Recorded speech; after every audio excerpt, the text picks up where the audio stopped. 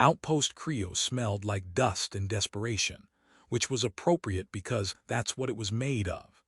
Jaren Moss stood in the cargo bay running inventory on mineral containers that all looked identical and probably were, considering how often shipments got mixed up. His knee ached, the left one that never quite healed right after the freighter accident that ended his piloting days. He was 43, too old to start over and too young to give up, stuck in the middle managing boxes on a backwater outpost that barely showed up on navigation charts. The alarm started as a low whine that Jaren's brain tried to ignore because alarms on Creos usually meant someone had tripped a sensor or a dust storm was incoming. Then the whine became a shriek, and the shriek became explosions. Jaren dropped his data pad and ran toward the nearest viewport. Ships, 4 of them, ugly repurposed military transports painted in colors that screamed, "We're here to ruin your day." Raiders.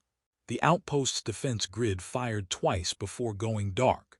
Jaren watched the power flicker and die across entire sections. Whoever these raiders were, they'd done their homework. The cargo bay's emergency lighting kicked in, bathing everything in red that made the whole situation feel more apocalyptic than it already was. People were screaming outside. Energy weapons discharged with sounds like reality tearing. Jaren's survival instincts, honed by 3 decades of being in the wrong place at the wrong time, screamed at him to find a hole and climb into it. He made it to the bay door before he saw her.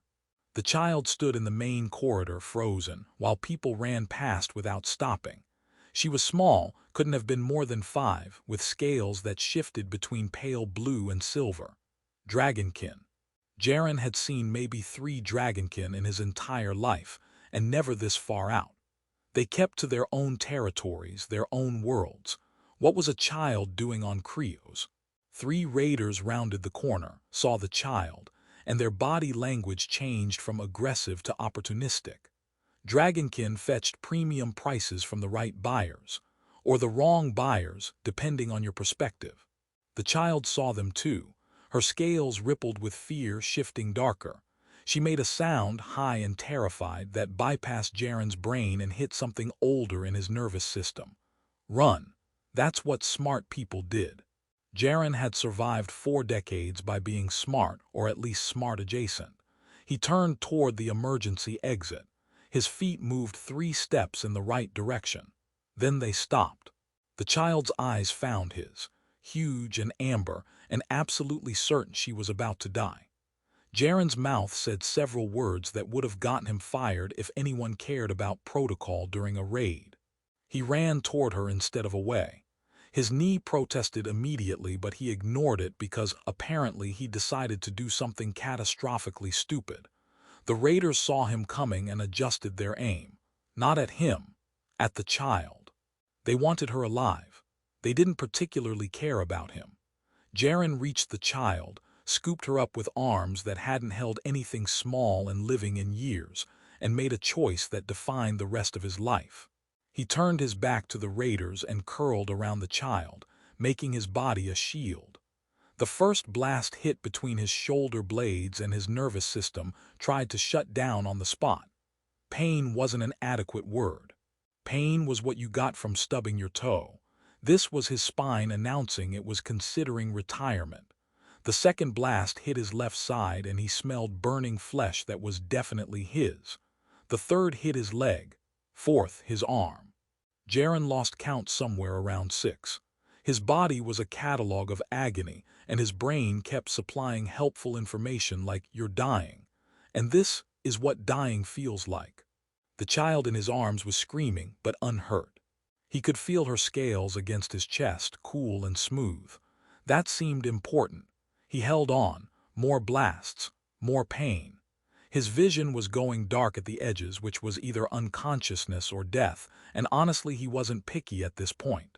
Somewhere far away, new sounds. Different weapons. Shouting in a language his dying brain didn't recognize. The child was pulled from his arms, and he tried to hold on, but his muscles had apparently filed for early retirement. He hit the ground without feeling it. Above him, blurred figures moved with lethal grace. Dragonkin his fading consciousness supplied. Adults, warriors. They moved through the raiders like art made of violence. Jaren tried to say something, probably something wise and meaningful about saving the child, but what came out was a sound like a broken respirator. Someone knelt beside him. A woman's face filled his vision, scales dark green and gold, eyes amber and fierce. She said something in that liquid language he couldn't understand. Her hand touched his face, almost gentle. Then darkness took him and he went gratefully. Waking up was a mistake. Jaren's body informed him of this immediately and with considerable emphasis. Every nerve ending he possessed was filing formal complaints. He tried to move, and his muscles suggested he absolutely not do that. He opened his eyes to soft light that still felt too bright, and a ceiling that looked like it was made of crystal. Definitely not Creo's. Creo's ceilings were corrugated metal and optimistic mold. A voice spoke in standard, female and concerned. Jaren turned his head, which hurt, and saw a human woman in medical whites. She noticed he was awake and smiled in that way medical professionals did when they were impressed you weren't dead. She tapped something on a console and said she'd get the doctor. Jaren tried to ask where he was, but his throat produced sounds that belonged in a salvage yard. The doctor was Telraxian, all four arms moving efficiently as she examined him. She explained, in the patient tone reserved for the recently traumatized, that he was aboard a Dragonkin medical vessel. He'd been unconscious for 6 days. His injuries were extensive. She used the word catastrophic 3 times, which seemed excessive. 12 direct hits from military-grade energy weapons. Any single shot should have been fatal. Collectively, they should have turned him into component atoms. Instead, here he was, mostly intact and remarkably ungrateful about it. Jaren processed this slowly. 6 days, dragon ship, 12 hits. The child. He tried to ask if she was okay and managed to produce intelligible sounds this time. The doctor's expression softened. The child was fine, completely unharmed. His body had absorbed every blast meant for her. The medical staff had a name for him now, she said. They called him the Guardian. Jaren thought that was dramatic but didn't have the energy to argue. Over the next hours, he learned to sit up without whimpering, which felt like achievement. His body was a patchwork of synthetic skin grafts and back-to-patches, 12 distinct wounds in a pattern that looked disturbingly artistic. The human medic, whose name was Sarah, brought him actual food, not station rations, and explained he'd become something of a celebrity. What he did was being talked about across dragon territories. Jaren asked if celebrity status came with better pain medication. Sarah laughed. Then she got serious. Someone had been waiting to see him since he woke up. Someone important. Before Jaren could ask who, the door opened and she walked in. The woman from his fragmentary memories, the last face he'd seen before passing out. She was taller than him, which wasn't unusual, but her presence made the medical room feel smaller. Her scales were deep emerald that caught the light, shifting to gold at the edges in patterns that probably meant something in dragon culture. Her eyes were the same amber as the child's, sharp and intense. She wore armor that looked ceremonial and functional in equal measure. She stopped 3 feet from his bed and inclined her head in a gesture that seemed formal. When she spoke, her voice was rich and carried an accent the translator smoothed out but didn't quite eliminate. She introduced herself as Shara Dracathorn, first blade of the Northern Cadre, and aunt to Liss, the child he'd saved. Jaren's brain helpfully supplied that first blade probably meant she was extremely dangerous and he should be polite. Shara explained he'd done something significant, sacred even. By shielding Liss with his body, by taking wounds meant for dragonkin, he'd performed an act their culture called Kashari, life shield. The translator stumbled over the word, suggesting it carried meaning standard couldn't quite capture. Jaren tried to explain he'd just reacted, hadn't been thinking about culture or honor. Shara's expression didn't change, but her eyes warmed slightly. Intent was irrelevant, she said. The act spoke clearly enough. He was Kashari now, life ward guardian. He was owed debt, honor, protection. He was essentially family. Jaren's brain made sounds like a computer trying to process impossible data. He asked what that meant practically. Shara sat in the chair beside his bed with movements too graceful for someone wearing armor.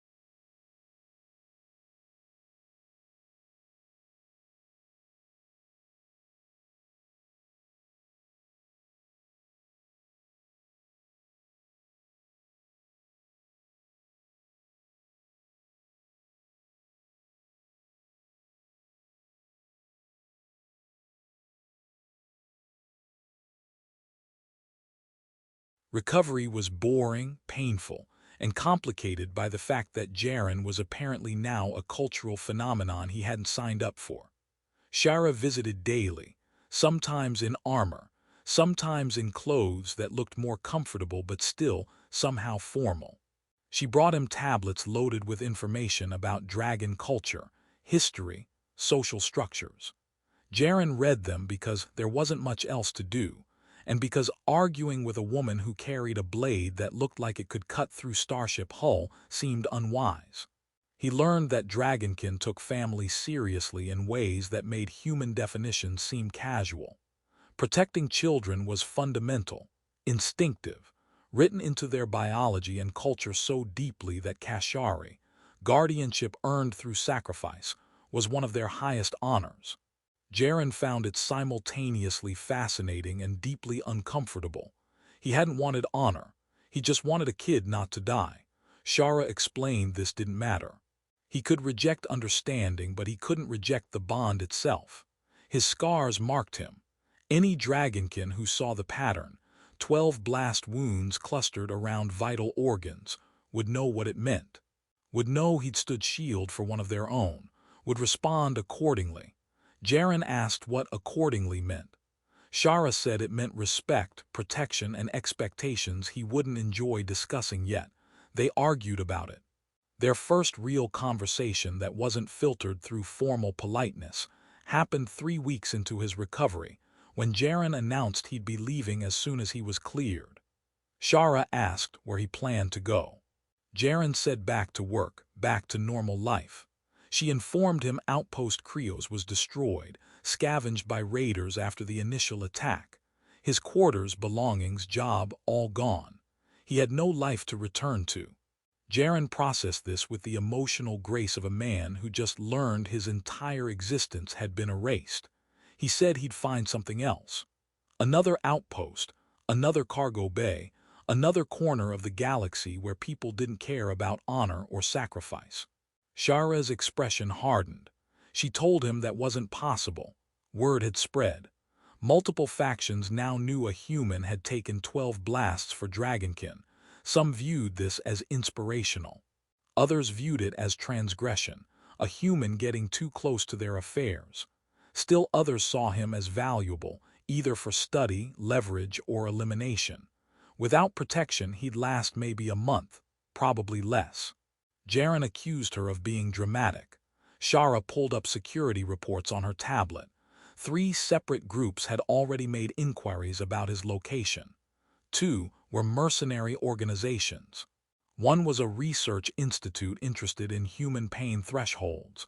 Jaren stared at the reports and felt something cold settle in his stomach. He said he didn't ask for any of this. Shara agreed. She said he'd done it anyway, and now they both had to live with the consequences. He could accept clan sanctuary on their homeworld, or he could die stupidly within a standard month. Her tone suggested she had strong opinions about which option he should choose. They argued for an hour, Jaren's protests getting increasingly desperate and Shara's responses getting increasingly blunt. Finally, exhausted and hurting, Jaren asked what gave her the right to make decisions about his life. Shara stood, walked to the viewport showing the stars beyond, and spoke without looking at him. She said when Liz was taken during the raid, Shara had been off-ship on patrol.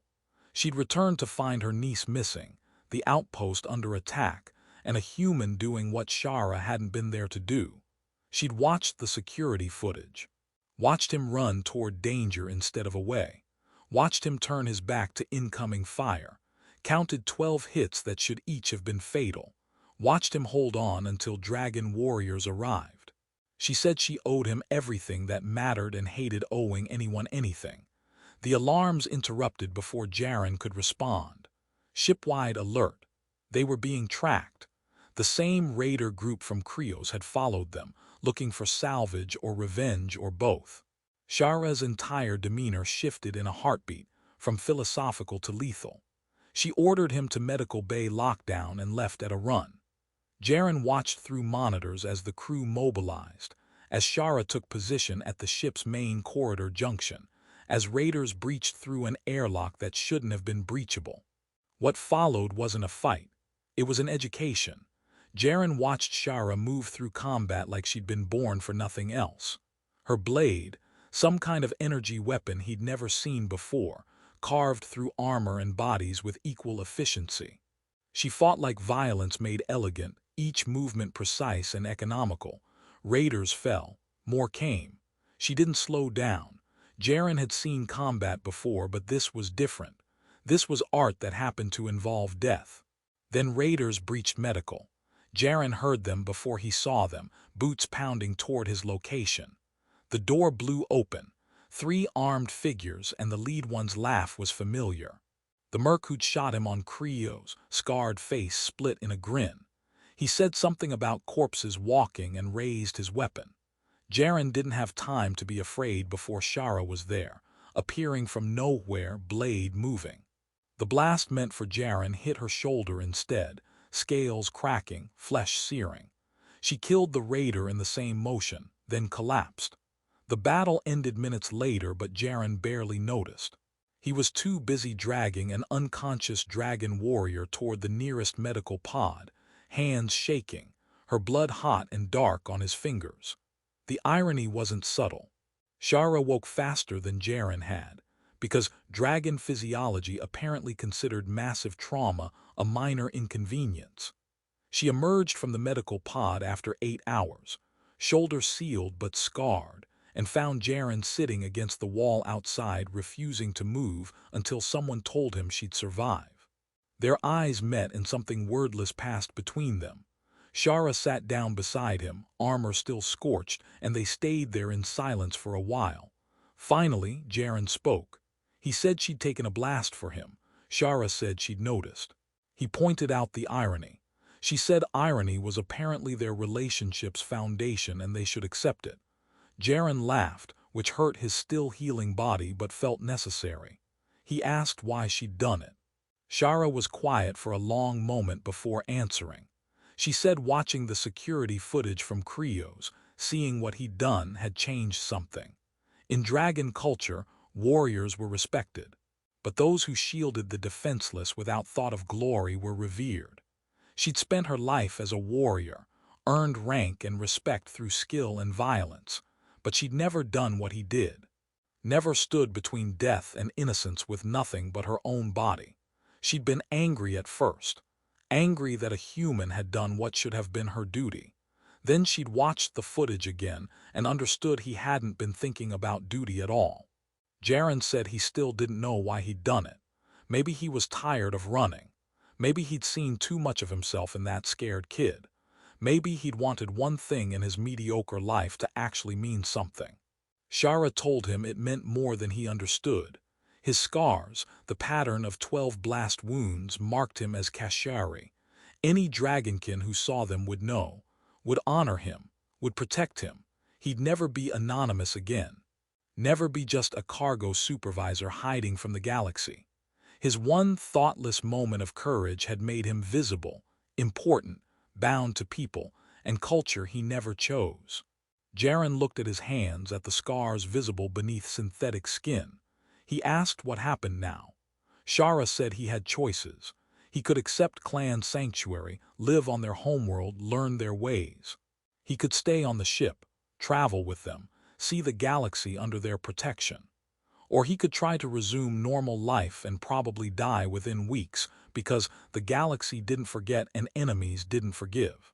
She said whichever he chose, she'd ensure his safety. It was her duty as First Blade. It was her honor as aunt to the child he'd saved. It was her choice as someone who understood what he'd done better than he did. Jaren said he needed time to think. Shara nodded and said time he had, now that they'd eliminated the immediate threats. She stood to leave, then paused. She told him she'd reviewed the aftermath of the breach. He'd dragged her to the medical pod despite his own injuries, refused to leave until she was stable. Saved her life with the same thoughtless courage he'd shown Liz. She asked if he made a habit of this. Jaren said apparently yes, which was going to get him killed eventually. Shara's expression did something complicated, amusement and concern, and something else he couldn't identify. She said not while she was around to prevent it. Days passed. Jaren's body healed with the help of dragon medical technology that made human medicine look like applied guesswork. He met Liz officially, the child who'd started everything. She hugged him immediately, scales rippling with emotion, chattering in dragon tongue that the translator converted to enthusiastic gratitude. She showed him drawings she'd made, primitive but clear depictions of a human standing between her and danger. Jaren's chest hurt in a way that had nothing to do with his injuries. Liz's parents thanked him with formal ceremony that made him uncomfortable, but he endured because refusing seemed rude. Shara continued visiting, but their conversations changed. Less formal, more honest. They talked about their lives before everything changed. Shara's training, her rise through warrior ranks, the responsibility of protecting her people. Jaren's failed piloting career, his years drifting between stations, the comfortable numbness of low expectations. She asked if he regretted saving Liz. Jaren said no without hesitation, then stopped, surprised at his own certainty. Shara smiled, really smiled, and it changed her entire face. 2 months after Creo's, Jaren made his decision. He couldn't go back to invisibility even if he wanted to. His scars told a story he couldn't erase. People knew what he'd done. The galaxy had opinions about it. Running seemed pointless when people would always find him. Hiding seemed cowardly after he'd done something brave. He told Shara he'd accept sanctuary, at least temporarily. She nodded like she'd expected this, then handed him a tablet. It contained information about their homeworld, clan structures, his rights and responsibilities as Kashari. Also his quarters assignment on the ship for the journey there. Also a note from Liz inviting him to her naming ceremony next month. Jaren read through it all, feeling the weight of new obligations settling on shoulders that had spent decades avoiding exactly this. He looked at Shara, this warrior woman who'd appointed herself his guardian as surely as he'd become one for her niece. He asked what came next. She said life. Complicated, unpredictable, full of expectations he'd hate and bonds he'd cherish. She said he'd done something without thinking and now had to live with it, meaning everything. She said he'd survive it because she'd make sure he did. And if he complained too much, she'd remind him that he'd started this by being heroic. Jaren laughed, actually laughed for the first time since Creo's. He said heroic was generous. Stupid was more accurate. Shara disagreed. She said courage and stupidity often looked identical in the moment, but results determined which was which. He'd saved her niece, earned his scars, and changed his fate. That was courage. The stupidity, she said with expression dangerously close to amusement, would be refusing what came after. Jaren looked at his scarred hands, at the pattern of 12 wounds visible through synthetic skin, and admitted she might have a point. The story ended not with resolution but acceptance. Jaren's quiet life had ended the moment he chose not to run. His 12 scars were a map of that moment, and the dragon woman who sat guard while he recovered was both consequence and promise. Some bonds, he was learning, transcended